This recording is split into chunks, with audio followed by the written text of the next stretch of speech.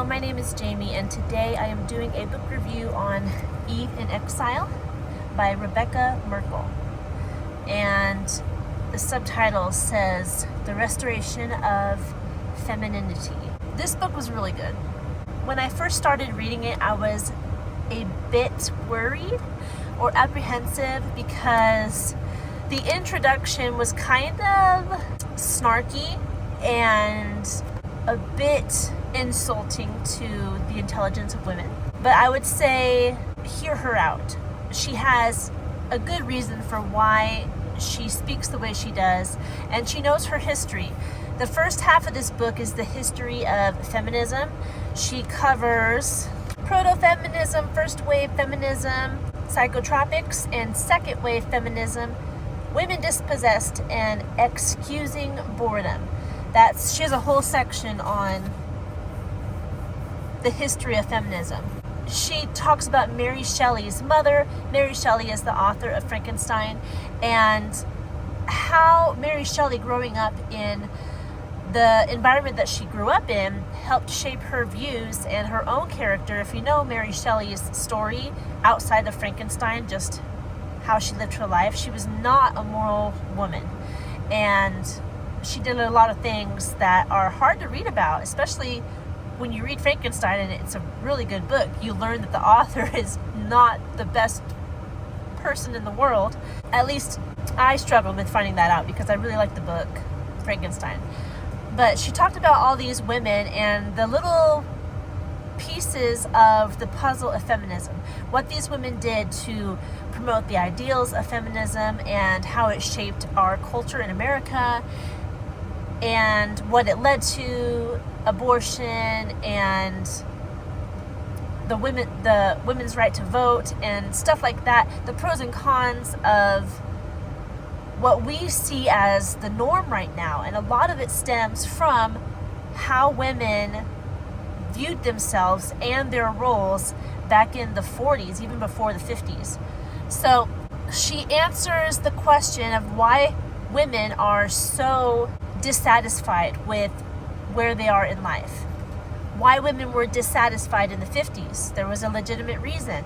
And why women have not found that satisfaction in the workforce as they thought they would, when a lot of women en masse in the 60s and 70s left their traditional role of wife and mother and moved out into the corporate world. She shows statistics that if these women who thought that we would be happier if we weren't in the home taking care of our houses and our children, if we could get out there and work in the workforce like men, they put forward the hypothesis that women would be happier if they were allowed to do that.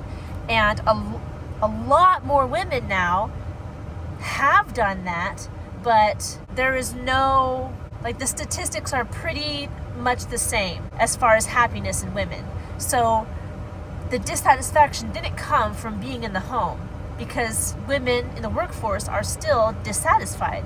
So she helps answer the question, what is it that is making women dissatisfied in both areas?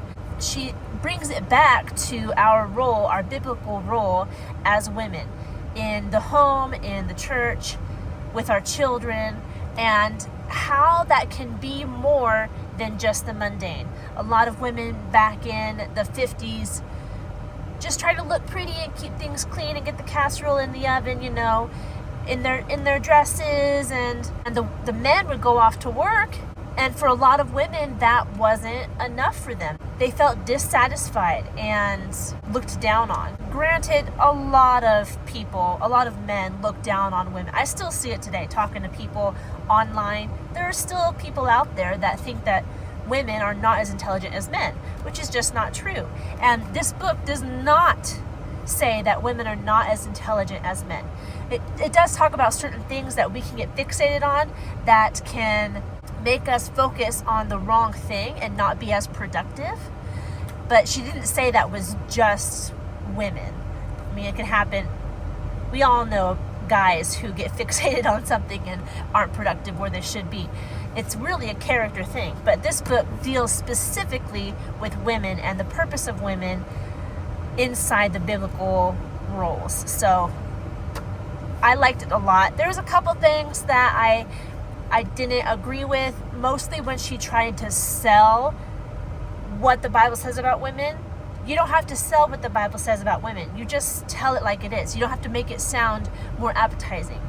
The people who are supposed to follow the Bible will, because it's the Spirit who draws them. It's God who draws them. So it's not our job to make it sound fun or appetizing, or it's not as bad as it says, like, that's not our job. Our job is to just tell people what it says and how it applies to their lives, and they get to make the decision if they want to follow that. So that was probably the only instances where I didn't agree with Rebekah Merkle, because sometimes she did that. She tried to kind of sell what the Bible says about women and make it sound better. And it's like, you don't have to do that. You don't have to do that. No pictures. That's what you're looking at. The words, the margins, the spaces, and all that. There are 205 pages in this book. It was published in 2016, so about 10 years old already. I was about to say relatively new. I guess it is in the grand scheme of literature. It's only 10 years old, so there's that. I actually read this book because the women in my co-op, I'm in a homeschool co-op, and the moms we all teach the kids once a week. So the moms of the co-op are reading this book, and we're going to discuss it in about a week. So I finished it, and I wanted to bring it to you guys so you could hear about it and maybe look into it yourself. I think it would be beneficial for you. That's all I have for this book today. I hope you're doing well. If you have any questions about this book, leave them down in the comment section below. And if you want to see more content like this, don't forget to like this video and subscribe to this channel. I'll see you on our next one. Goodbye.